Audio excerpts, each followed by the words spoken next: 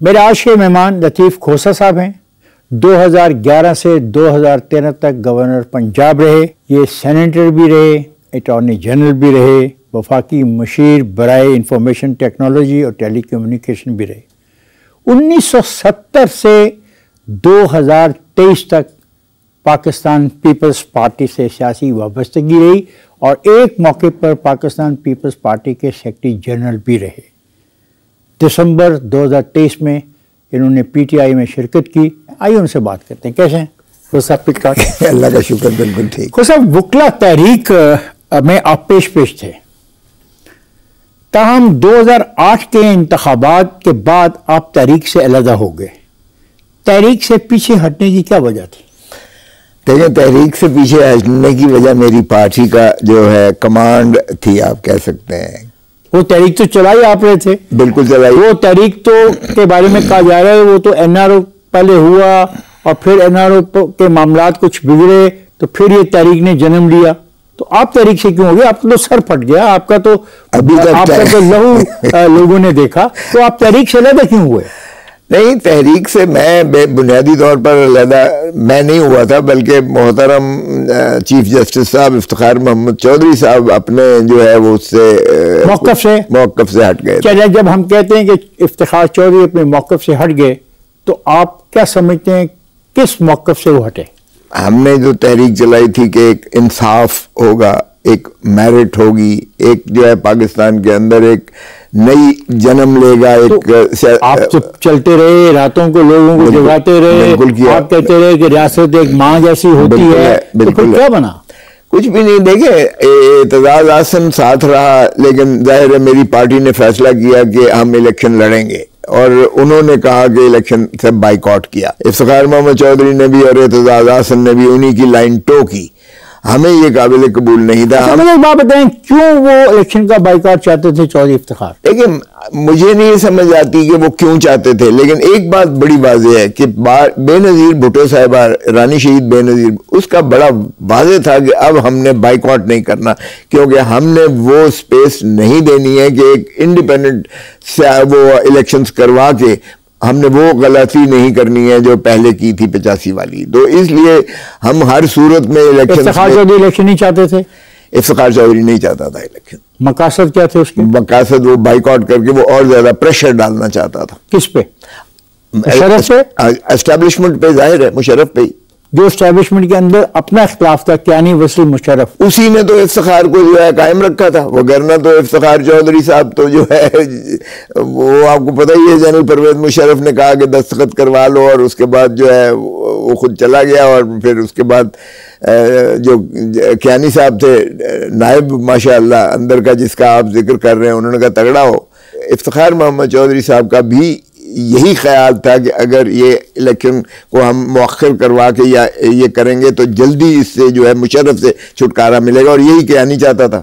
2007 میں محترمہ بے نظیر نے چودھری مختار کے گھر نارملی رہائش اختیار کرتی تھیں, مگر ایک دن پولیس اور رینجرز نے وہاں پہ دھاوا بول دیا اور وہ آپ کے گھر تشریف لے آئیں اور وہ پھر آپ کے مہمان بنی.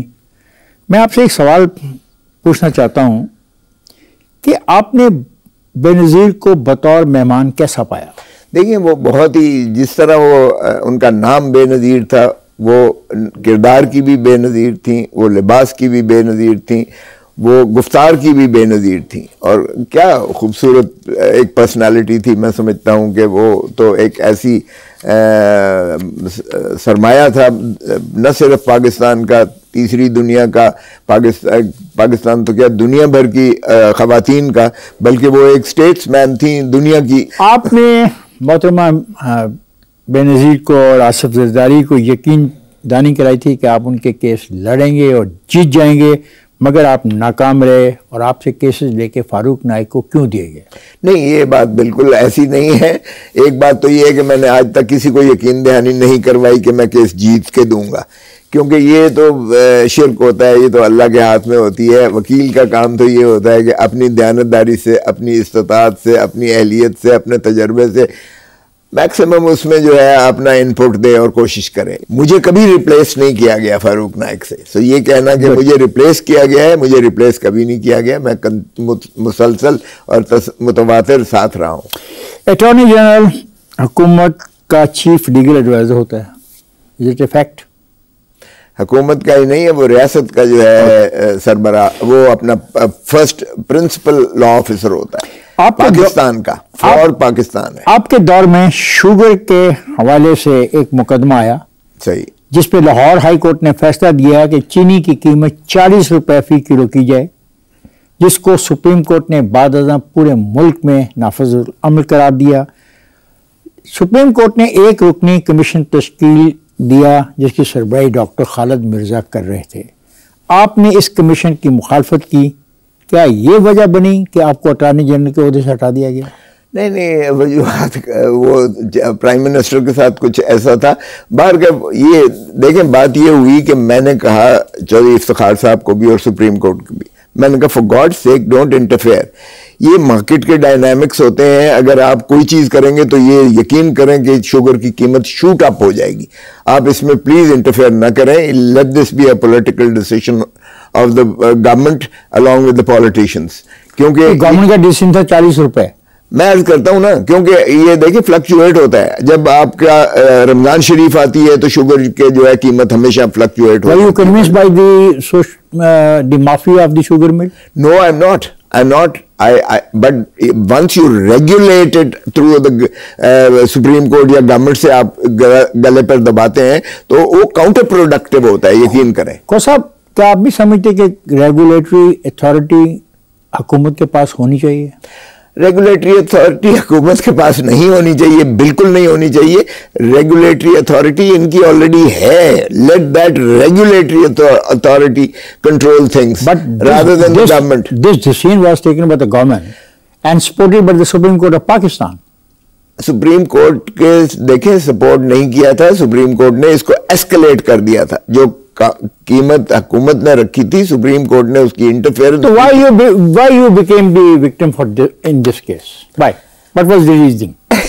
ریزنز دیکھیں، وہ ریزن یہی نہیں تھا بلکہ یہ بھی تھا کہ انہوں نے جو افتخار محمد چودھری صاحب نے کاربن ٹیکس کو اڑا دیا. 35 ارب کا جو ہے وہ کر دیا. تو میں نے جا کے انہیں کہا کہ گورنمنٹ نے مجھے کہا کہ جی یہ کیا ہو گیا. میں نے کہا مجھے تو نوٹس ہی نہیں دیا. مجھے تو بعد میں انہوں نے کال کیا 35 ارب.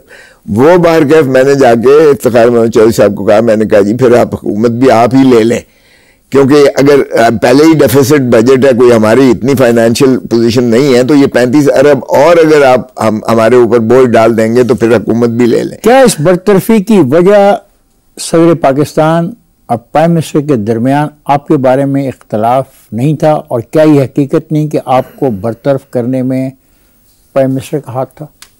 ایک بات تو یہ ہے کہ مجھے برطرف نہیں کیا گیا، مجھے ایلیویٹ کیا گیا. مجھے فیڈرل منسٹر کا سٹیٹس دیا. بعد میں دیا گیا نا؟ نہیں، اسی کے ساتھ were you attorney general as well as having the other portfolio? Attorney general کے ساتھ ہی مجھے، جب میں نے ادھر سے سبکدوشی ہوئی ہے یا ادھر سے میرا ڈی نوٹیفائی تو کیا کسی اور کو نوٹیفائی کیا، تو مجھے سائملٹینسلی جو ہے فیڈرل منسٹر کا سٹیٹس دے کے ایڈوائزر لیا گیا. یہ آپ کی بات ٹھیک ہے کہ there was a difference between the president and the prime minister. اور صدر زرداری صاحب نے کہا کہ میں کو کنڈورانا کیتا گئے، تمہیں ہٹا کر سپریم کورٹ سے مجھے جو ہے غیر محفوظ کر دیا گیا ہے. Because you were a shield standing between the judiciary and my self. اور تم چونکہ اسٹرانگ، ایک ایسی اسٹرانگ آواز بھی تھے، اسٹرانگ ووکلی، ایگزیکٹلی الفاظ ان کے کوٹ ان کوٹ ہے. ایک درخواست گزار کی مجھے جو ہے میں کو کنڈورانا کیتا گیا. ایک درخواست گزار کی اہلیہ ہے ڈاکٹر مظہر جمال. اس نے آپ پر الزام لگایا کہ آپ نے اس کے خاوند کے کیس کو جیتنے کے لیے یہ وعدہ کیا کہ آپ عبدالحمید ڈوگر سے سفارش کریں گے، اور آپ نے اس سے 30 لاکھ روپیہ بھی لے لیا. فیصلہ اس کے خلاف گیا. یہ بالکل جھوٹ ہے. بات یہ ہوئی تھی کہ مجھے وکیل رکھا گیا تھا 30 لاکھ روپے فیس میں. بعد میں انہوں نے جو ہے وکیل رکھ لیا, کسی اور کو وکیل رکھ لیا, اور پھر وہ پیسے مانگنے واپس آ گئے. آپ کو پتہ ہی ہے کہ اس طرح سے ہوتا ہے. بعد میں پھر اس نے معافی مانگی, لکھ کے معافی مانگی. لیکن سر کیا وجہ ہے کہ اس کیس کے معاملے میں سپریم کورٹ نے آپ پر رشوت کا الزام لگایا لیکن اس درخواست پر فیصلہ محفوظ رکھا, اور بعض ازاں جسٹس شاکر اللہ نے اور زید جمالی نے ابھی تک فیصلہ نہیں کیا؟ وہ فیصلہ ہو چکا, فیصلہ بھی ہو گیا. پی ایل ڈی شی ایل ڈی میں رپورٹڈ نہیں ہے, وہ انہوں نے اس کو ریجیکٹ کر کے انہوں نے بار کاؤنسل کو بھیج دیا.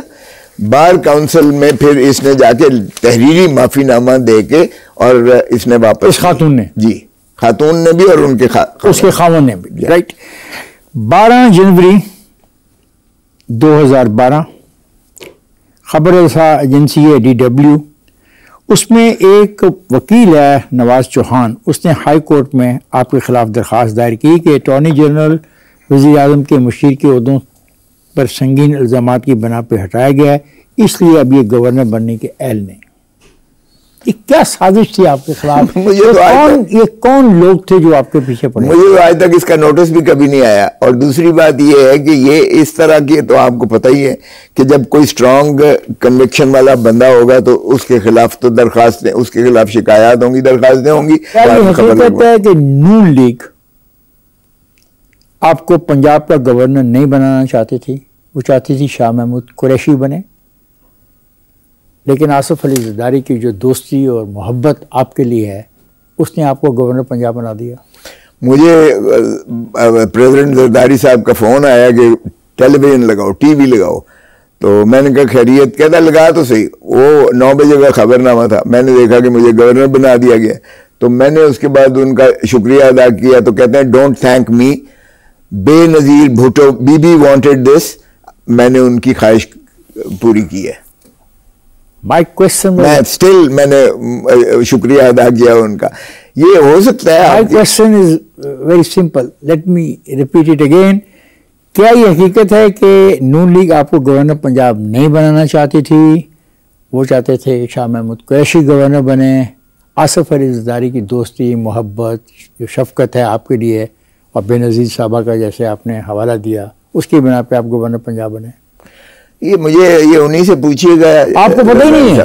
نہیں, میرا نہیں خیال. دیکھیں میں آپ کو بتاؤں, میں جب گورنر بنا ہوں تو میں نے جو بیلیجرنٹ ایک چل رہی تھی نا, بیلیجرنٹ قسم کا پروونشل گورنمنٹ کے اندر گورنر اور چیف منسٹر کے درمیان, میں نے اس کو ایبریج کرنے کے لیے میں خود رائے ونڈ گیا. وہ اختلاف تھا کیا؟ میرا تو کوئی آپ کو نہیں, مطلب یہ جو اختلاف تھا یہ کیا اختلاف تھا جس کے لیے آپ کو جانا پڑا جاتی عمرہ؟ نہیں, میں چاہتا تھا کہ حکومت جو ہے ایک کوہیسو طریقے سے, بہتر طریقے سے پنجاب کے عوام کی خدمت کر سکے, اور فیڈریشن اور پروونس کے درمیان جو ہے اچھے تعلقات ہونے چاہیے. ریاست کا اسی میں بھلائی بہتری ہوتی ہے. میرے ایک آئیڈیلزم سمجھ لیں, جو مرضی سمجھ لیں. تو میں نے کہا یہ بیلیجرنس جو ہے یہ ملک کو اور صوبے کو بھی کوئی فائدہ نہیں. آپ گئے, کس کو ملے آپ جا کے؟ دونوں بھائیوں کو میں ملا. محترم نواز شریف صاحب بھی موجود تھے, محترم شہباز شریف چیف. کیا رویہ تھا ان کا؟ میرے ساتھ بہت اچھا رویہ تھا, انہوں نے میری بڑی خاطر کی. میں نے کہا جی دیکھیں, you don't need a legal advisor for that. میرا خود اپنا لیگل بیک گراؤنڈ ہے. ہماری لیجسلیشن میں بھی I will be very useful کہ ہم اچھی لیجسلیشن کریں, پرو پیپل لیجسلیشن کریں, اور قانون اور آئین کو جو ہے ہم ملحوظ رکھتے ہوئے کریں. پھر دوسری بات میں نے کہا جی کہ ایک ریڈ لائن ہے سیاست. ظاہر ہے کہ میں پیپلز پارٹی سے ہوں, آپ جو ہے کیا مسلم لیگ نواز ہے. میرا فرسٹ کزن یہاں جو ہے وہ چیف سیکرٹری تھا, ناصر کھوسا. اس نے بھی جا کے شہباز شریف کو کہا کہ جی میرا کزن آ رہا ہے, آپ کا کانفلکٹ آف انٹرسٹ ہوگا, آپ مجھے پلیز ریلیو کر دیں تاکہ میں وفاق کو جا کے رپورٹ کر کے آپ اپنی مرضی سے چیف سیکرٹری لے لیں, کیونکہ پھر یہ آپ کو یہ شائبہ نہ ہو کہ شاید I am stuck between my relationship. یہ معاملہ زیر بحث آیا اس میٹنگ میں؟ میٹنگ میں نہیں، میں ویسے آپ کو بتا رہا ہوں کہ اس نے اس سے پہلے یہ کیا تھا. تو شہباز شریف نے کہا کہ آج تم نے یہ بات کی ہے، دوبارہ آپ کو ضرورت نہیں ہے کرنے کی. تو میں نے پھر جا کے ان کو کہا، اور ہاں شہباز شریف اور نواز شریف صاحب کو میں نے کہا جی بالکل آپ کیجئے گا، تنقید کیجئے گا جو پالیسیز پہ ہے، لیکن ایک خدا را red line, let's not cross that red line.